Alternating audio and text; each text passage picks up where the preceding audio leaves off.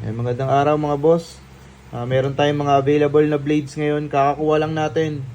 Mga galing La Trinidad, Benguet. Mga gawa ni Udihan. Thank you bro. Meron tayong 9 pieces available. Mga pinahig. Yan. Hardwood yung kaluban. Molye yung talim. Saan natin?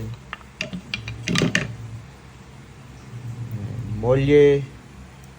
Ayan yung kapal niya. Oil quench. Ayan, meron siyang animal jawbone sa ilalim. Merong maker's mark. Lahat may marka yan. May mga hammer marks pa siya. 5 inches yung blade length. Hanggang dito na po. 5 inches din yung handle niya. Hanggang sa dulo ng jawbone. Ang pinahig galing Benguet.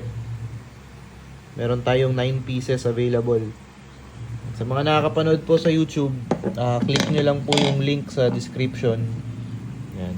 I-direkta na kayo sa Facebook page natin yan. Ito yung pinost natin nung nakaraan. Di pa tapos. Kakakuha lang natin. Yan, pang dagdag collection mga boss. Bihira lang tayo makakuha ng mga gawa ni Udihan eh.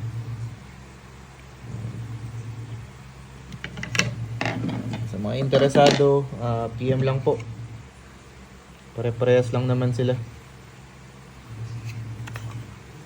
Pwede natin i-ship nationwide.